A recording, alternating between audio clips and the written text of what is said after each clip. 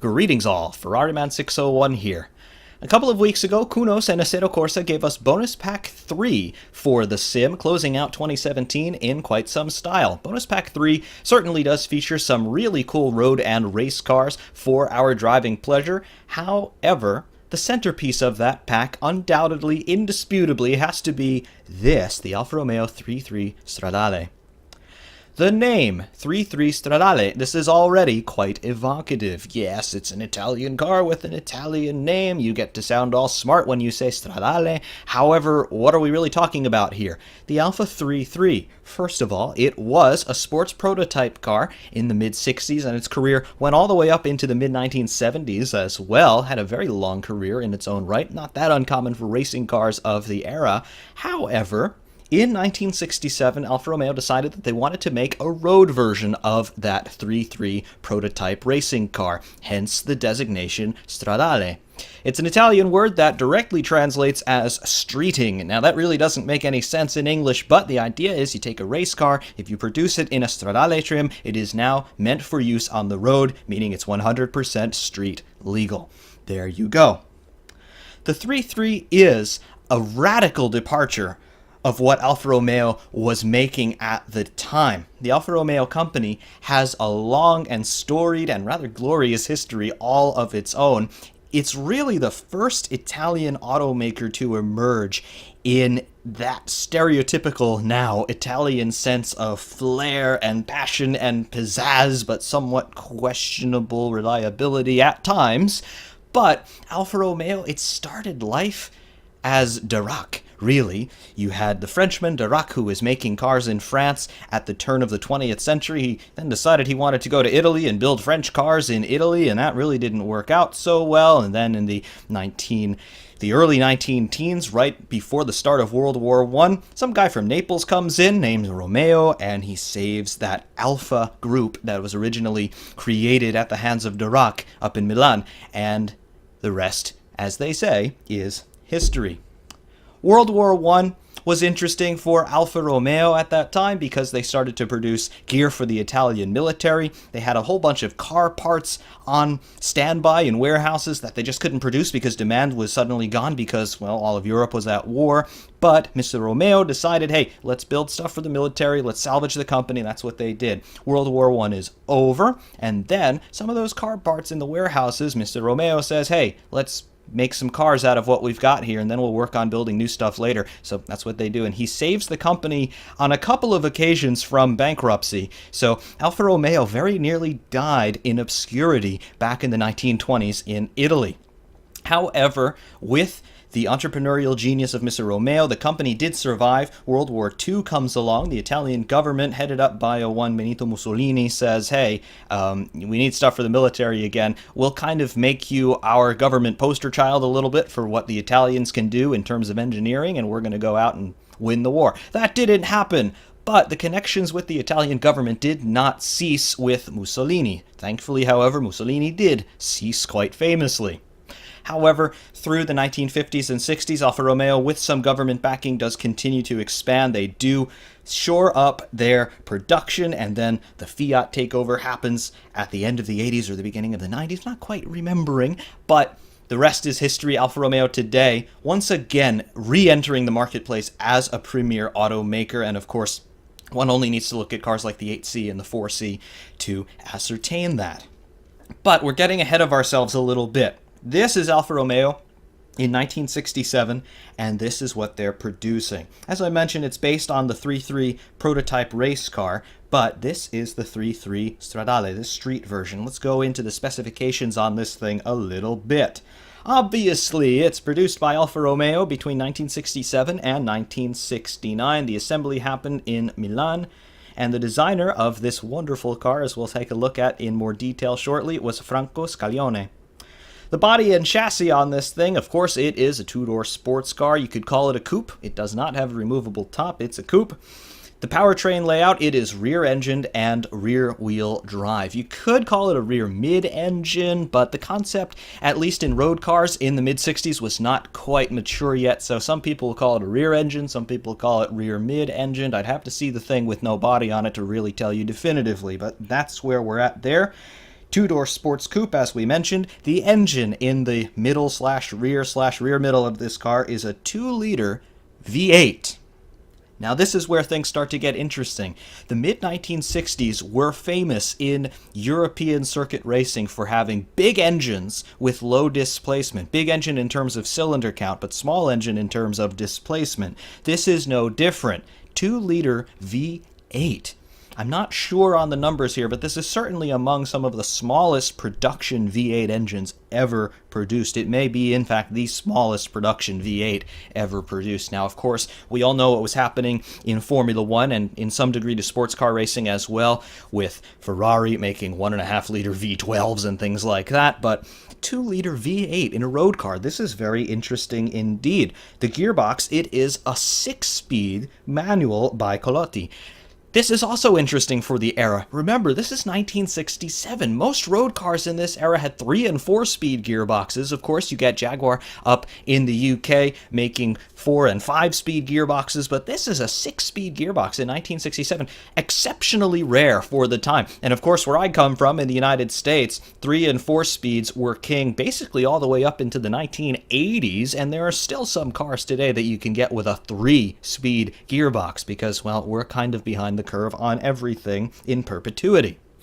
The final bits of specs on this Alfa 3.3, the wheelbase is 2,350 millimeters or 92.5 inches. The length overall is 3,970 millimeters or 156.3 inches. The width is 1,710 millimeters or 67.3 inches. The height is 991 millimeters or 39 inches exactly.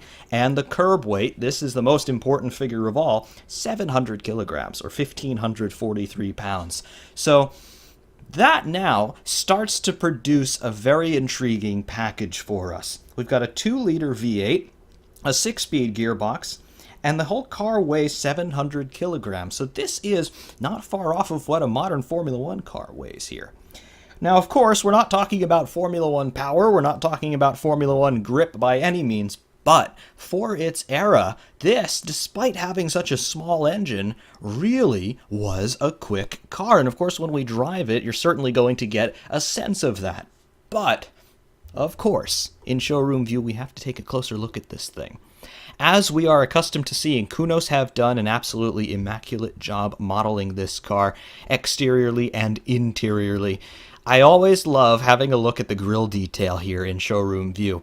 Yes, this is mid-60s. We're not talking about extreme aerodynamics or extreme cooling or things like that, but you can just get a little bit of a look at the modeling care that Kunos have put into this. You see the grille there, the meshwork, the Alfa badge there. Very, very nice. Alfa Romeo, Milano. Very, very cool. And you can even see some of the finer detail on the emblem itself. You can see that flag, which I believe was a standard of Milan back in the Middle Ages. You can see the serpent, and just barely, you can see the Saracen in the mouth of the serpent. Yes, there are many, many biblical allusions going on in this logo. There are many, many crusade allusions going on in this logo.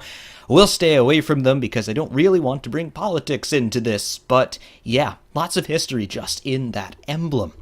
Moving across the front end of the car, we can see the headlights, big headlights, of course, on this car in this era. They are functional, as you might expect. But just as we see on other cars here from Kunos and also from modding teams, you can definitely see the detail. First of all, you've got the outer fairings there that allows the light to shine through.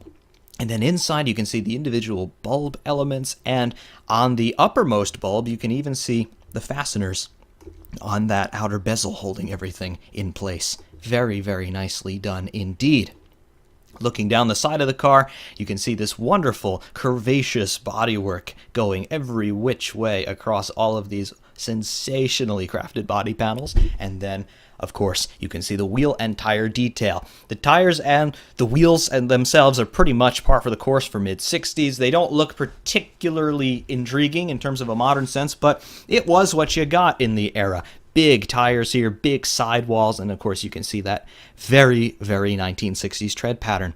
Kunos doing a good job for what there is to detail on the wheels. You can see the vent holes in there, the wheel nuts. You can see the valve stem and valve stem cap casting its own shadow over the surface of the rim. Very nicely put together, I must say.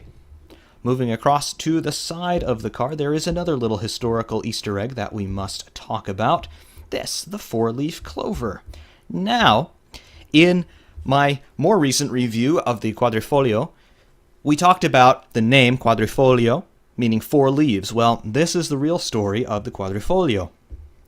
It goes back to Alfa's early days, right after World War I, when Grand Prix racing and racing in general is starting to happen once again in Europe after the outbreak of war. Believe it or not, there was Grand Prix racing going on right at the turn of the 20th century, and then, well, Austria, Russia, Prussia, France, and England happened. Anyway, this four-leaf clover, or Quadrifoglio, literally four-leaf, has very much historical significance for Alfa Romeo. It has a very similar origin story to the Ferrari prancing horse, as a matter of fact, and believe it or not, Enzo Ferrari is connected to this four-leaf clover. Basically, it comes down to it's a good luck charm, as you might expect, but yes, that is its purpose on the car. It is a good luck charm, and the story goes back to the Targa Florio in 1919.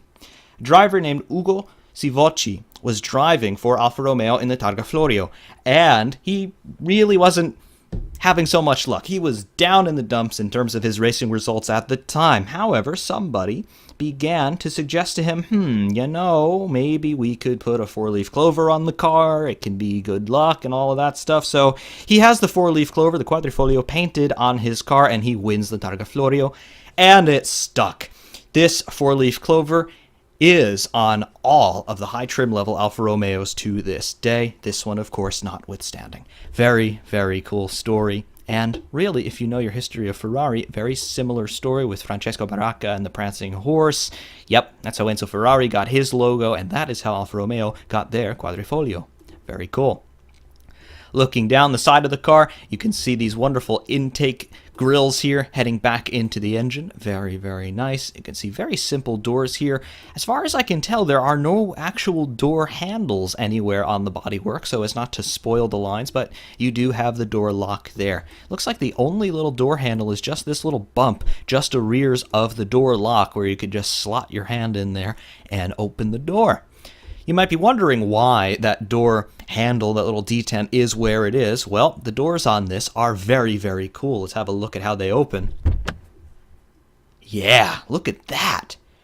These are these dihedral butterfly doors in 1967. Now, there is a whole litany of cars that uses these kinds of doors nowadays. McLaren F1, Ferrari Enzo, you can look at Koenigsegg, and they're using a similar sort of idea, but they're dihedral yet again. The Koenigsegg is a little bit of a different design, but the overall effect is the same. It looks really, really dramatic, and this is Alfa Romeo doing this in 1967.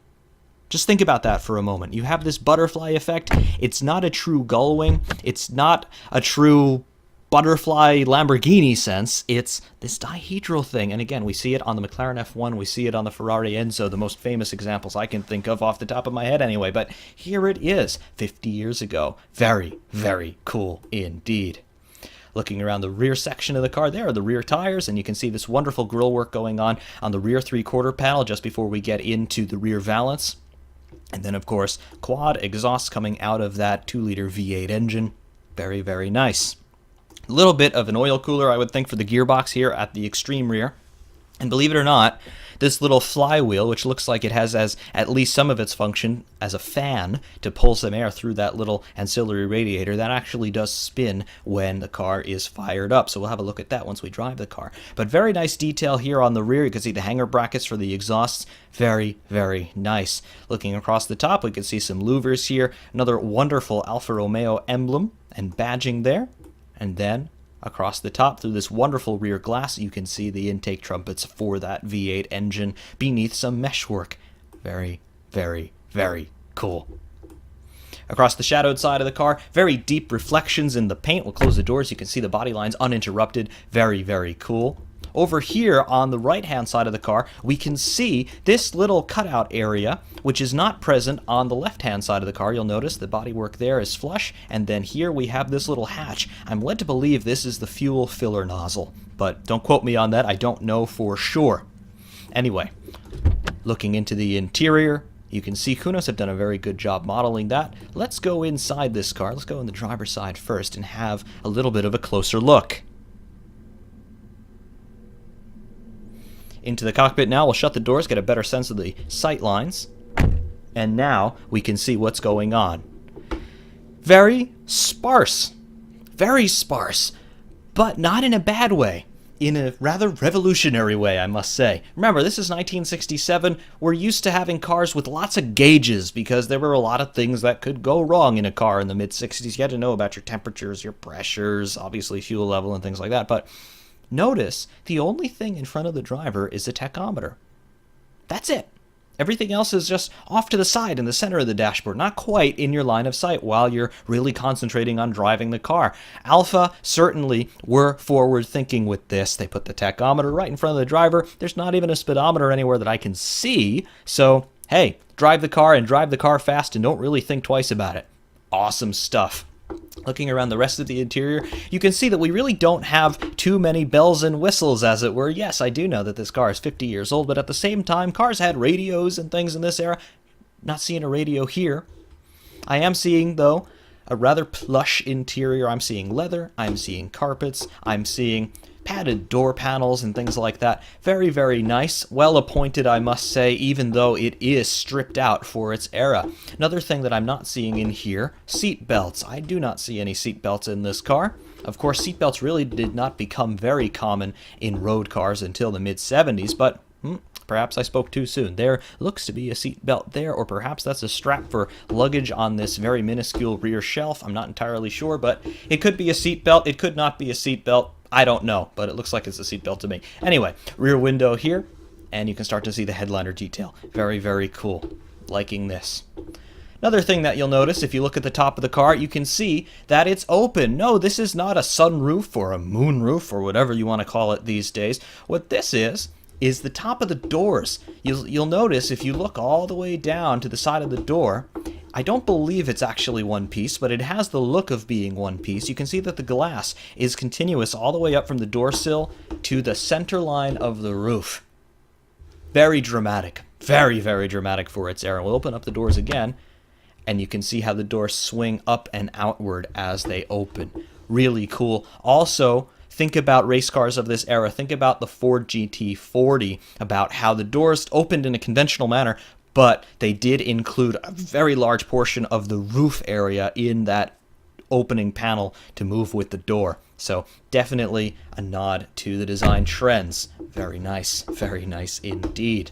We talked about the instrumentation. We'll be able to see it a little bit better once we get out on track, but just basically a tachometer. That's the only thing that we're really going to be addressing while we drive this car. And notice, it has no red line on it. Instead, it's got a little white line on it, and it's sitting there at just about 8,500 RPM. Yes, this is a 2-liter engine in 1967 that will rev past 8,000 RPM. In fact, it'll rev past 9,000 RPM. It'll get you damn near 10,000 RPM in 1967. I know it's low displacement, and I know it's a high cylinder count, so low displacement, high cylinder count engines tend to be high revving, but still, Formula One engines of this time were just barely reaching 10,000 RPM. So this is a road car doing it. And of course, they're doing it with all mechanical stuff. They're not using pneumatic valves. They're not using any of these exotic materials. It's just pure mechanical wonderment. Really, really fantastic. Leaving the cockpit now, we'll take a look around the passenger side and just show you what we can see.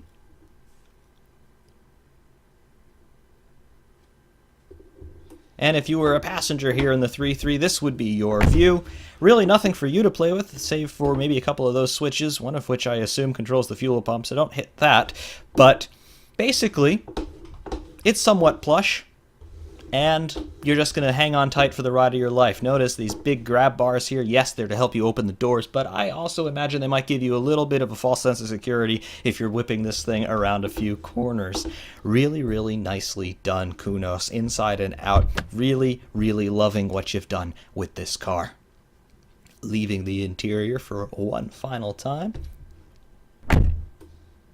And just taking a look here at the Alfa 3.3 Stradale. Really, it is an exceptionally beautiful car. I don't think there's any person on earth, whether you're a car guy or not, who could look at this car and just have no reaction whatsoever. I look at this thing and I think, yes, that's a car. That's what a car should look like, and I think many of you probably are having that reaction as well. However, more reactions are to come because we're going to go and we're going to drive this thing next. Welcome to Monza. Before we get out on track, of course, we're going to have a look through the setup screen and show you what's what here on the 3.3 Stradale. It is a road car, so we have fixed gearing here. First through sixth gear, you can see in theory, sixth gear maxes out at 298 kilometers an hour, about 183, 184 miles per hour. But remember, we're not talking about a whole lot of horsepower here, and we're talking about 1960s aerodynamics in big air quotes, so we're not hitting that, not even on the longest road in the world. But there's your gearbox. Tires, you have a single compound to choose from. It's the vintage compound. Default pressures are at 30 psi, which is about where you'd want to run. You can go all the way down to 9 if you so desire, and all the way up to 45. We're going to stick to the default setup in its entirety. Fuel, we have got it zeroed out to keep the engine quiet, but maximum fuel capacity is 94 liters. It defaults to 30 liters there on default setup. Alignment, camber, and toe on all four corners. You can adjust this if you'd like. Generic, this is the rev limiter. Defaults to 100, goes all the way up here to 109. That's where we're going to be running. We're going to be pushing 10,000 RPM out of this 2-liter V8 engine. Brake power down there at the bottom there. That's it on the setup screen for this Alfa. It's really simple, but it's not supposed to be a technical car to drive. It's supposed to be a fun car to drive, and that's what we're going to do right about now. I mentioned in showroom view that flywheel at the back. Let's take a look at it now, shall we? You can see there the engine ticking over. That flywheel is spinning away quite merrily.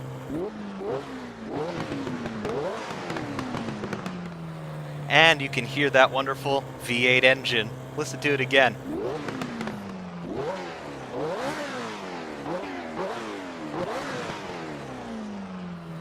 Yeah, it's a little engine, but it's got some big sound behind it, I must say.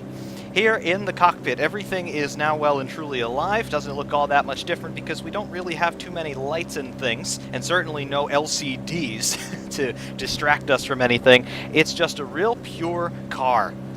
Let's go and see how it runs. We'll bring up our information for you as always. We'll bring up the pedals, and because we're talking about a manual gearbox, we'll bring up the gear display. Otherwise, you'll have no clue what gear I am in. So that's in the lower left for you, as always.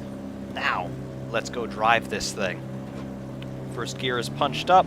Bring the revs in. It's a road clutch, so we don't have to be so harsh with it. There we are. You can hear those driveline elasticity effects. The car kind of bogs down and surges forward again. You get that even on many manual road cars to this day when the revs are kind of low when you're pulling away. Very nice touch.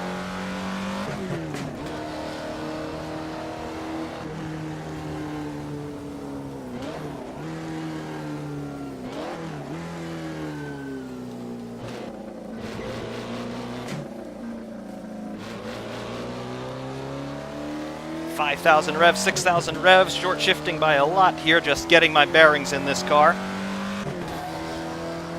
You can see the tattletale line though, right at 8,500 RPM, this engine will rev.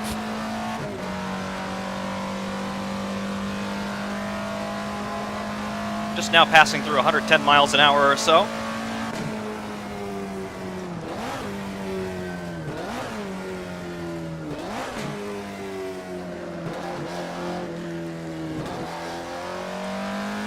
Now full revs, 9,000 RPM in a 50-year-old engine.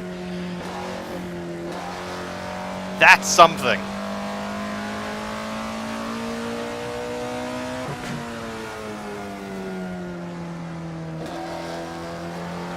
getting hard on the power here. You can see most of the engine's power is way up high, so you can get on the throttle mid-corner at lower revs and not worry about it. Of course, no driver aids to speak of in cars of this vintage.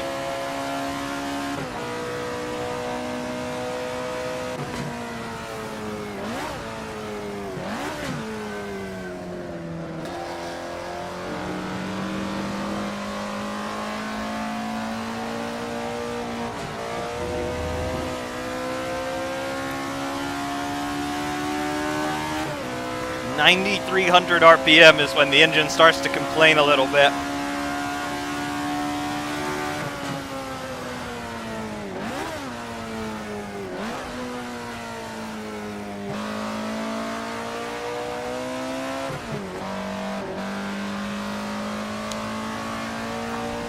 And coming on to start-finish to complete our first lap.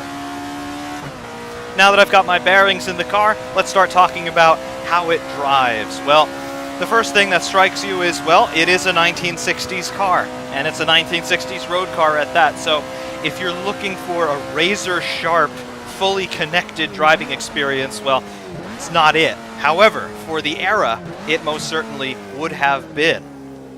You have to remember what most cars were in the 1960s.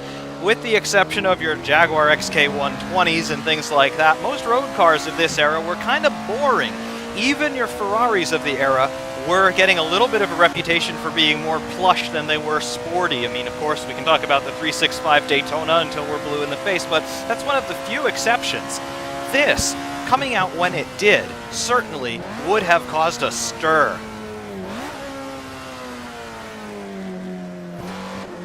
The steering is quite direct, given its age. I won't exactly call it sharp, but there is not much delay between you putting the steering lock in and the car reacting. Of course, you've got to remember the technology of the era, so this would have been quite responsive in its day. And even today, it is still quite impressive, given what this car is. Engine power, it's manageable. We'll definitely use that little bit of nomenclature here. No, we're not talking about a tremendous amount of horsepower. We're talking about 200 to 220 horsepower, which for most road cars of the era, that was really enough. You got to remember your premier race cars of the era were making 400 to 450 horsepower, so this is certainly enough in that time period of the mid-1960s. The revs, though. Listening to this thing rev is where it starts to get really unique. 9,000 RPM! 9,000 RPM 50 years ago! That's so cool in a road car. Really, it is. Of course, you come off the throttle, you can hear the throttle valve slam shut, you can hear the engine pull a vacuum momentarily, and then it barks out the exhaust with that backfire on the overrun. It's really cool. That's a visceral part of this experience, and Kunos did an absolutely fantastic job modeling that.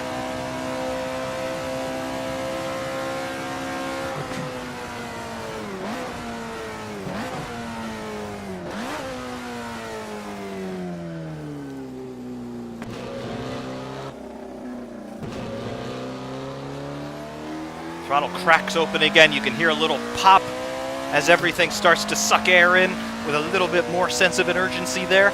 Really nice. In terms of the car's overall speed, well, you can see what we're doing. 200 clicks, just accelerating gradually, consistently, but gradually.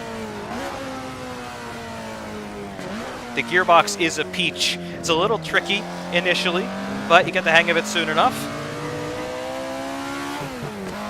I would imagine that the real car would have been double clutch all the way around. They probably just threw a racing gearbox into this thing, if I had to be a betting man, so probably unsynchronized all the way.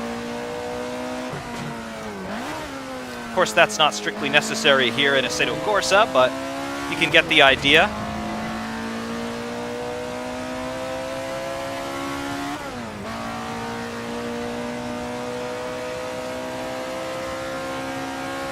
Underneath the banking, 8,800 revs or so. The brakes, they definitely feel of the era. However, the car is so light that it is quite sufficient. The braking power is quite sufficient just because the car weighs 700 kilograms. Of course, we're talking about lightweight aluminum bodywork and things like that. No real composite work in this era, particularly not on road cars, but the lightweight certainly does help the performance in all categories.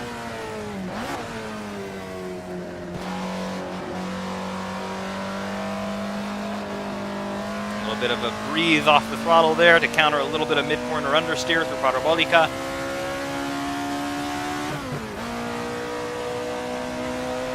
Letting the speed build. There goes 200. 215, 220, fifth gear. You'll notice we haven't gotten into sixth gear yet. There's really no need. Very long gearing in this car. If I could adjust the gearing, I would definitely want to make it a bit shorter. But for extended cruising, you would want to put it into top gear anyway and just sort of meander your way along.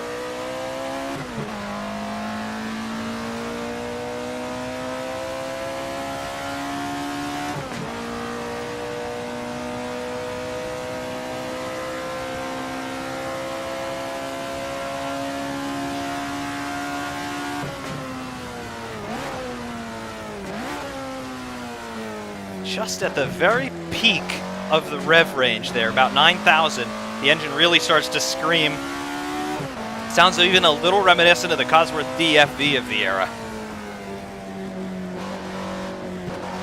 But at the mid-range RPM, it has a very nice throaty growl to it. I really like that.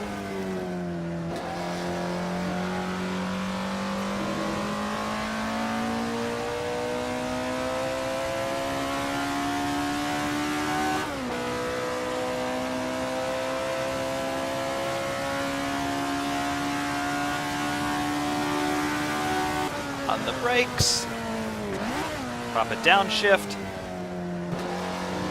Because the car is so light, weight transfer through corners like Ascari, as you can see.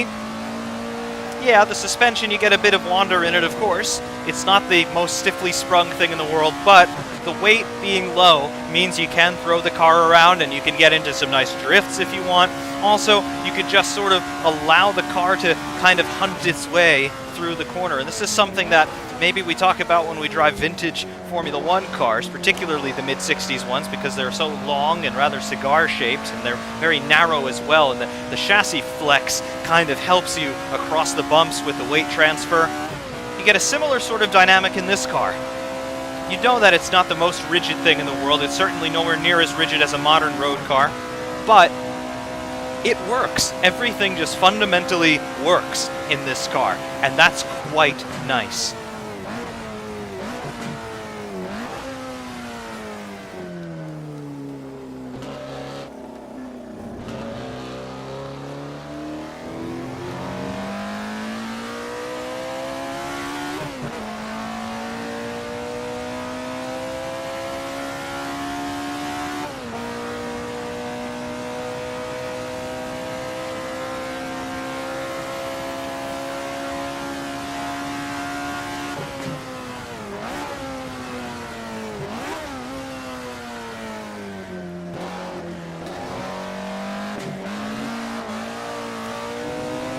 A little bit of power oversteer to the exit of De La Roggia. Very, very nice. Very nice indeed. You can pitch it in, drift it. You don't quite have the torque that you need to sustain those drifts, at least not in third gear. But the car just very gradually finds its center point again, without much help from the driver. The car is just inherently well balanced. It wants to go straight. It really does. It wants to find its happy point of neutrality and then get back on its way.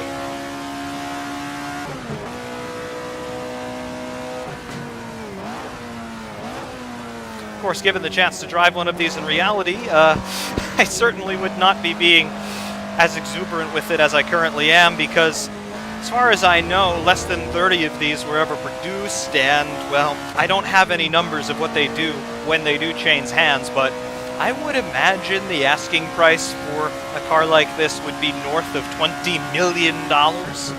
Just a conservative estimate, just because of its provenance, just because of how rare it is, and just because of just what it is in general.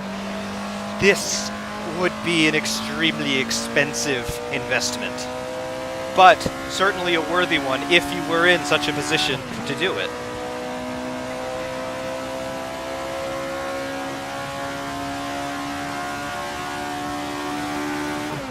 Coming down the straight here, I really like the look of the steering wheel, 3-spoke wheel, leather wrapped, very simple, no buttons, no switches, no Bluetooth connectivity to interfere with your driving experience here. Just 3 aluminum spokes. You can see Monza is embossed in that bottom spoke there on the steering wheel. And then of course you can see the screw heads holding the wheel to the steering column, emblazoned with that Alfa Romeo emblem, constantly reminding you of what you're in. Constantly connecting you to that history, constantly reminding you of, hey, you're in an Alfa, drive it.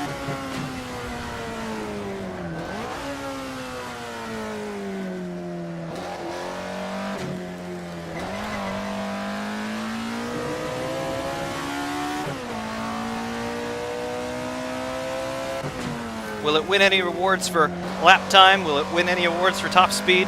The answer is no to both of those questions, but at the same time, it will win so many awards for style, for beauty, for grace, for just sheer appreciation value that this car has. It's enormous.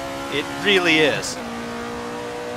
As far as its subject matter as being included in Assetto Corsa, this definitely deserves to be here. This definitely belongs here. This is right up there with cars like the Lotus 49 in terms of their rarity for sure, and in terms of their significance historically speaking. This 100% deserves to be here, and it's a blast.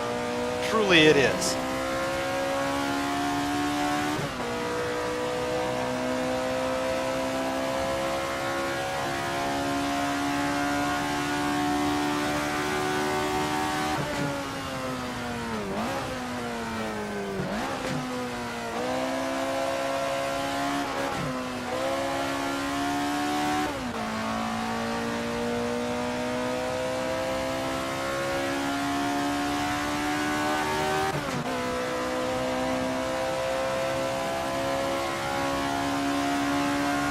Coming down the straight here, pulling 5th gear, 220 clicks, still accelerating. It's not quite leisurely, but you don't feel harried in it. You really don't. Everything happens at its own pace, and you're kind of along for the ride in a lot of respects. Yes, you're driving it. Yes, if you do want to hurry it through the corners, it will oblige, but at the same time, that to me does not really do the car justice. I mean, yeah, it is quick enough, and particularly given its age, it's 50 years old, it really is quick enough when you go back to the time period from whence it came, but I don't think the point of this car is to drive it fast. I mean, yes, it can do it, and I do agree with the notion that you should do it at every possible opportunity, but at the same time, just listening to it, just going through the gears, just getting on the power out of a corner. There's a visceral value there, an intrinsic visceral value, and I don't think it's something to be trifled with. I really don't. In a sense, driving the car quickly and going for all-out speed, you might overlook those smaller details, and I think that would diminish the overall experience of this car.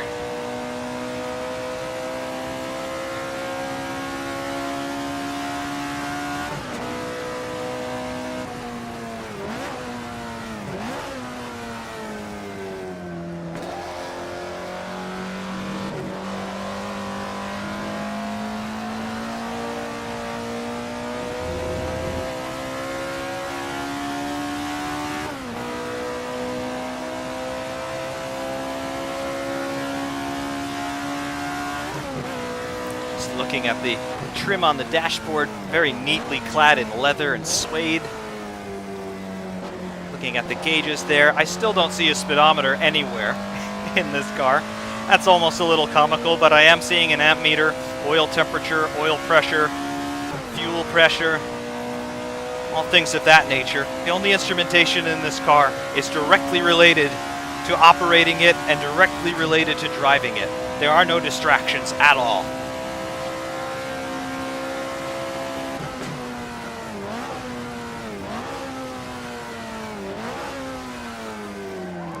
Got a little bit over exuberant there, that's okay.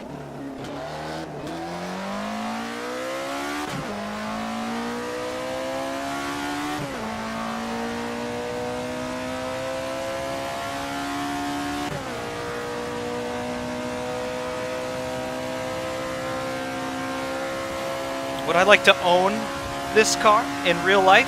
Well, part of me wants to say definitely yes, but another part of me is saying definitely no, and it's not because of what the car is, it's not because of how it drives, it's certainly not because of how it sounds or how it looks, but I think that even if I were able to purchase something like this, and even if I had the ability to care for it and to look after it and store it and make sure that it was fettled in the way that a car like this should be attended to, I don't think that I would quite be the appropriate person to be the custodian of something like this, because a car like this 3.3, given how rare it is and given its provenance and given the situation that Alfa Romeo was in the mid-60s of being involved in racing but still having some teething problems, if you will, in the commercial market to some degree, the car is far more significant than any one person ever could be.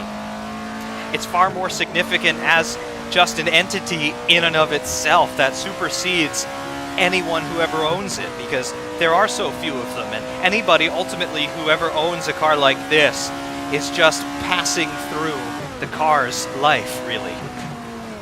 These cars will remain with us long after their owners have moved on. And to be in that sort of position of being the custodian of something like this with its storied history and with its attributes as they are, I think the pressure would be a little bit too much for yours truly.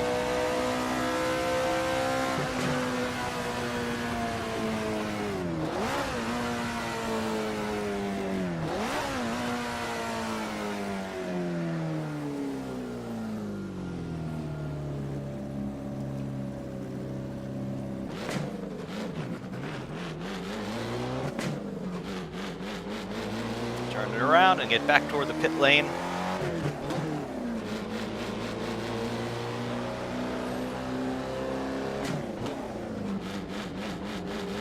See, at low speeds, it's all very well contained. It truly is. 3,000 RPM here, doing 60 miles an hour or so.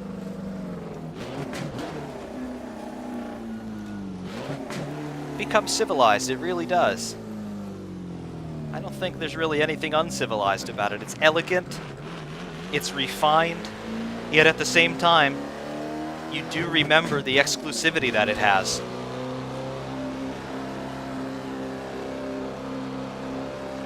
It's food for thought. This car has kind of made me a bit pensive.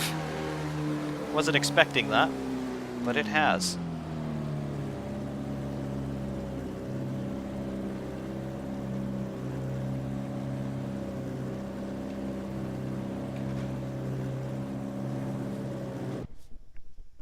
In any event, there it is, the Alfa Romeo 3.3 Stradale. It's really a very interesting car in many aspects. I mean, first of all, the obvious outer looks of it. It looks like very few other things, and like I mentioned in showroom view, it is quite reminiscent of its contemporary, the Ford GT40. Of course, the GT40 was built for a very different time and place, but you can definitely see some temporal resemblance there. This car, it's a road car through and through. It's based on a race car, but this is definitely a road car for the road that you can take on spirited drives, and certainly you could take it to the racetrack too and have some fun, although for its modern value, I'm not sure you'd want to.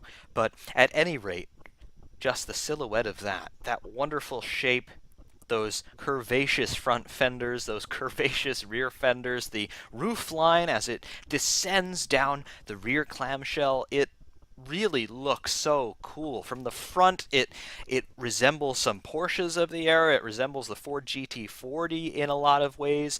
Toward the rear end, it's very evocative of the Lancia Stratos and the Ferrari Dino of similar vintage. I mean, it's all of the ingredients of an absolutely legendary car are here.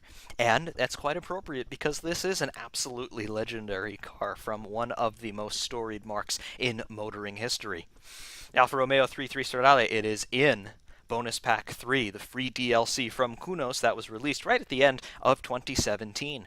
Really awesome car. I consider it to be the centerpiece of that DLC, and certainly if you somehow have not gotten the chance to drive it yet, go out and drive it, because you will not be sorry that you did.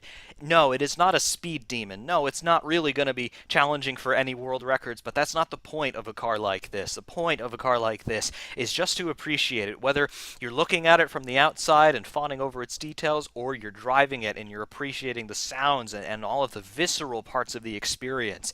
That's what this car is about, and that's how this car has commanded my respect. At any rate, of course, there are hot laps to follow here at Monza with the 3-3 Stradale without commentary from both internal and external views, so do please stay tuned for those hot laps. Thank you all very, very much for watching. I know a few of you have wanted this review for quite some time, and here it is. I hope you have enjoyed it. Stay tuned for the hot laps, please. For Ferrari Man 601 saying thank you for watching, and we will see you soon.